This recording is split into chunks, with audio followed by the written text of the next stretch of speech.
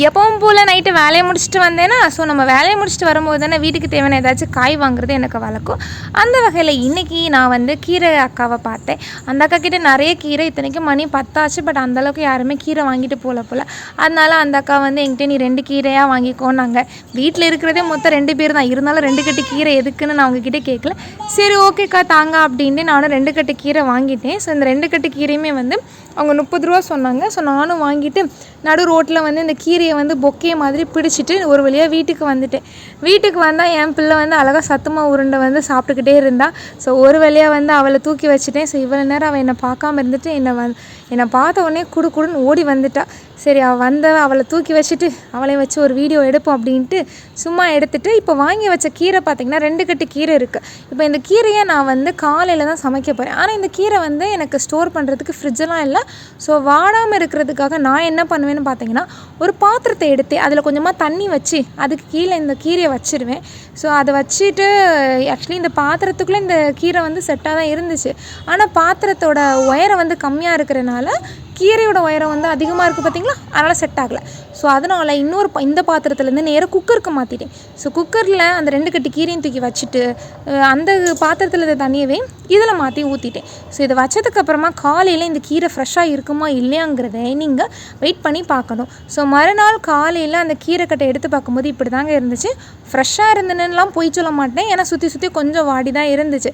So 2 கட்டு கீரை நான் வாங்கினேன். ஸோ இப்போ இந்த கீரையில் வந்து கொஞ்சம் ஃப்ரெஷ் இல்லாமல் கொஞ்சம் ஒரு மாதிரி இருக்கிற இலையெல்லாம் தனியாக பார்த்து வாடி போனதெல்லாம் தனியாக பிரிச்சுட்டு ஒரு சில இலைகள்லாம் நல்லா ஃப்ரெஷ்ஷாகவே இருந்துச்சு. ஸோ அதை நானும் என் பிள்ளையும் சேர்ந்துட்டு காலையிலே எங்களுக்கு இது வந்து வேலையாக போயிடுச்சு. ஸோ கீரையில் நல்ல கீரை இது என்னன்ட்டு தனித்தனியாக பிரித்து வைத்தோம். ஸோ எனக்கு வந்து கீரைகள்லேயே இந்த அரைக்கீரை சமைக்கிறதா ரொம்ப ஈஸியான வேலை. டக்குன்னு வந்து படப்படன்னு செஞ்சுருவேன். அது மட்டும் இல்லாமல் கீரையை க்ளீன் பண்ணுறதுக்கு ரொம்ப டைமும் எடுக்காது. ஸோ ஒரு தட்டில் பார்த்திங்கன்னா இவ்வளோ நான் 2 கட்டு கீரை வாங்கினேன். ஆனால் கிட்டத்தட்ட எனக்கு வந்து 1 கட்டு கீரையோட அளவுக்கான கீரை தான் கிடச்சிதோ. ஸோ மித்தெல்லாம் இந்த காம்பு எல்லாத்தையும் தனியாக எடுத்து வச்சுட்டேன். எப்போவுமே வந்து காய்கறிகளோட வேஸ்ட்டை வந்து நான் குப்பை தொட்டியில் போட்டேன் அப்படின்னா அதை வந்து ஒரு பாலித்தீன் பைக்குள்ளே போட்டு அப்புறமா தான் அதை வந்து நான் வந்து குப்பை தொட்டியில் போடுவேன்.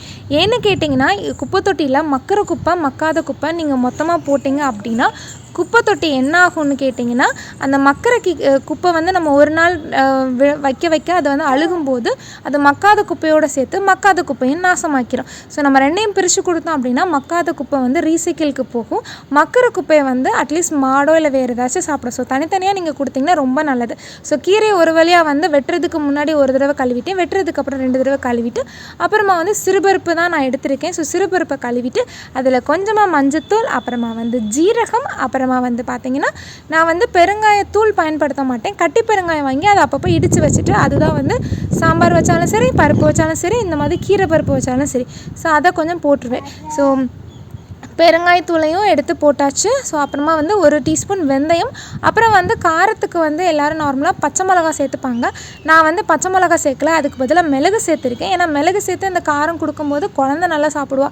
அப்புறமா பூண்டு, உங்களுக்கு எவ்வளோ பூண்டு வேணுமோ நீங்கள் நிறைய கூட பூண்டு சேர்த்துக்கலாம். அப்புறமா பழங்களில் வந்து தக்காளி பழம் போட்டிருக்கேன். ஸோ இதுக்கப்புறமா வந்து கீரை நான் வந்து வெட்டி வச்சுருக்கேன் பார்த்தீங்களா, அத்தனை கீரையும் உள்ளே போட்டுருவேன். ஸோ அரைக்கீரை வந்து நம்ம வந்து ரொம்ப வந்து கட்டையாக வெட்டணும்னு அவசியமே கிடையாது. ஸோ அரைக்கீரை எல்லாத்தையும் போட்டுட்டு உப்பு மட்டும் என்றைக்கும் கீரை சமைக்கும் போது கம்மியாக தான் போடணும். ஏன்னு கேட்டிங்கன்னா, ஆல்ரெடி வந்து கீரைகளில் தாது உப்புக்கள் அதிகமாக இருக்கிறதுனால நீங்கள் கம்மியாக உப்பு போட்டாலே வந்து அது கொஞ்சம் அதிகமாகிடும். அதனால் கொஞ்சம் உப்பு மட்டும் கொஞ்சம் பார்த்து போடுங்க. அதுக்கப்புறமா வந்து நான் வந்து வீட்டில் எப்பவும் அரைக்கிற மசாலா தூள் போட்டிருக்கேன். ஒரு வழியாக குக்கரில் வந்து ஒரு 2 விசில் வச்சதோட கீரை நல்லா வெந்துருச்சு.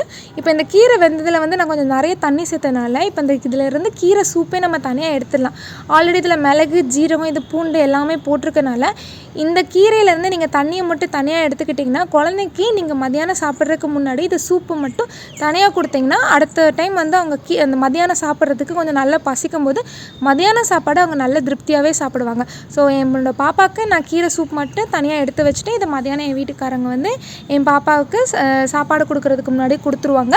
நான் வந்து மதியானம் வந்து அவளுக்கு கீரை சாப்பாடு கொடுத்துருவேன். ஸோ ஒரு வழியாக கீரை வந்துட்டு இப்போ இந்த கீரையை வந்து நான் எப்படி குழந்தைக்கு கொடுக்க போகிறேன்னு கேட்டிங்க அப்படின்னா, அதாவது நான் எப்போவுமே வந்து குழந்தைங்களுக்கு சொல்கிற சொல்கிற ஒரே விஷயம், நீங்கள் எந்த சாப்பாடு கொடுத்தாலுமே வந்து மிக்சியில் அரைச்சி கொடுக்கக்கூடாது. ஆனால் கீரை மட்டும் நீங்கள் மிக்சியில் அரைச்சி ஒரு 1.5 வயசு வரைக்கும் கொடுக்குறது ரொம்ப நல்லது. ஏன்னு கேட்டிங்கன்னா கீரைகளில் இருக்கக்கூடிய அந்த நார்ச்சத்து வந்து அதாவது சால்யூபிள் ஃபைபர், இன்சால்யூபிள் ஃபைபர்னு சொல்லுவாங்க. அந்த நார்ச்சத்து வந்து குழந்தைங்களுக்கு வந்து சரியான முறையில் செரிமானம் ஆகாது. ஸோ முடிஞ்ச அளவுக்கு நீங்கள் மிக்சியில் அரைச்சி கொடுத்தீங்க அப்படின்னா குழந்தைங்களுக்கு வந்து அது செரிமானம் வந்து கொஞ்சம் கரெக்டாக இருக்கும். கீரை கடைஞ்சும் கொடுக்கலாம். கடைஞ்சி கொடுக்குறது உங்கள் குழந்தைக்கு ஒத்துக்குது அப்படின்னா நீங்கள் கொடுங்க. இல்லை அப்படின்னா நீங்கள் கீரையை மட்டும் மிக்சியில் அடித்து கொடுக்கலாம், தப்பே கிடையாது. ஆனால் மற்ற எந்த உணவுகளும் நீங்கள் மிக்சியில் அடித்து பழக்காமல் இருக்கிறது ரொம்ப நல்லது. அப்போ தான் குழந்தைங்களுக்கு மெல்லுற பழக்கம் வந்து எல்லாத்தையும் நல்லா சாப்பிடுவாங்க. ஸோ மதியானம் வந்ததுக்கப்புறமா கொஞ்சமாக சோறு, அப்புறமா கீரை. நான் கீரை ஃபுல்லாக வந்து மிக்சியில் அரைச்சி கீரை குழம்பு மாதிரி தான் வச்சுட்டேன். ஸோ கீரை, அப்புறமா கொஞ்சமாக நெய், அப்புறமா வந்து இந்த கீரையோடு நான் என்ன பண்ணிடுறேன்னு பார்த்தீங்கன்னா டெய்லி முட்டை வந்து கொடுப்பேன். மீன் இல்லாத சமயத்தில் வந்து என் பிள்ளைக்கு வந்து ப்ரோட்டீன் என்னென்னு கேட்டிங்க அப்படின்னா முட்டை தான். ஸோ முட்டையோட வெள்ளைக்கருவை தனியாக எடுத்துகிட்டு அவகிட்டே கொடுத்துட்டு நீ அதை எடுத்து சாப்பிடுமான்னு தனியாக அவளுக்கு ஒரு தட்டில் வச்சு கொடுத்துருவேன். ஏன்னா வந்து அவளை தானாக கையில் எடுத்து சாப்பிட்றதுக்கு ஆசைப்படுவேன். இந்த பக்கம் மஞ்சக்கரு வந்து சும்மா சாப்பிட்டா வந்து அவளுக்கு வந்து விற்கும் பார்த்துக்கிட்டிங்களா, அதனால் சாப்பாட்டோட முட்டை கீரை இது எல்லாத்தையும் மிக்ஸ் பண்ணி ஊட்டி விடுவேன். அவள் அழகாக சமத்த பிள்ளையாக சாப்பிட்ருவா. ஸோ இப்போ நானும் வந்து அவளுக்கு ஊட்டி கொடுக்குறேன், அதையும் சாப்பிட்றேன். அவளும் வந்து ஒரு பக்கம் வந்து முட்டை வெள்ளைக்கரும் சாப்பிட்டுட்ருக்கா. ஸோ நீங்களும் உங்கள் குழந்தைக்கு கீரை கொடுக்குறீங்கன்னா இதே மாதிரி கொடுத்துக்கலாம். ஸோ இதை வந்து இந்த மாதிரி மிக்ஸில் அரைச்சி கொடுக்குற கீரை வந்து 1 வயசுக்கு கீழே இருக்க குழந்தைங்களுக்கும் கொடுக்கலாம், 1 வயசுக்கு மேலே இருக்க குழந்தைங்களுக்கும் கொடுக்கலாம். ஆனால் நார்மலாக கீரை நீங்கள் ஆரம்பிக்கிறீங்க அப்படின்னா 10 மாதத்துக்கு அப்புறமா ஆரம்பித்தா மட்டும்தான் குழந்தைங்களுக்கு நல்லாவே செமிக்கும். 10 மாதத்துக்கு முன்னாடி கீரையோட தண்ணி, கீரையோட சூப்பாக கொடுத்துட்டு அது குழந்தைக்கு எந்த அளவுக்கு டைஜஷன் ஆகுதுன்னு பார்த்துட்டு அப்புறமா நீங்கள் எல்லா கீரையுமே கொடுத்துக்கலாம். ஸோ வந்து கீரை எப்போவுமே மிக்ஸியில் அரைச்சி கொடுங்க, தப்பில்லை. என் பிள்ளை காக்காவெல்லாம் வேடிக்கை பார்த்துட்டு கொஞ்சம் கொஞ்சமாக சாப்பாடு வந்து வாங்கி அவள் சாப்பிட்டுட்டே இருக்கா. ஸோ என் பிள்ளை கீரை சாப்பிட்ட கதை இதுதான். உங்கள் வீட்டு பாப்பாக்கெல்லாம் கீரைங்க எப்படி சாப்பிடுவாங்கிறத மறக்காமல் கீழே கமெண்ட் பண்ணுங்கள். ஸோ உங்களுக்கும் இதே மாதிரி நியூட்ரிஷனோட டிப்ஸு, அட்வைஸ் எல்லாம் வேணும் அப்படின்னா மறக்காமல் கமெண்ட் பண்ணுங்கள். ஸோ உங்களுக்கு இதே மாதிரி இன்ஃபர்மேஷன் இன்னும் நிறைய வேணும்னா மறக்காமல் தொடர்ந்து இணைந்திருங்கள் ஊட்டச்சத்து நிபுணருடன். நன்றி, வணக்கம். அவ்வளோதாங்க, ஒரு வழியாக அவள் சாப்பிட்டு முடிச்சிட்டா.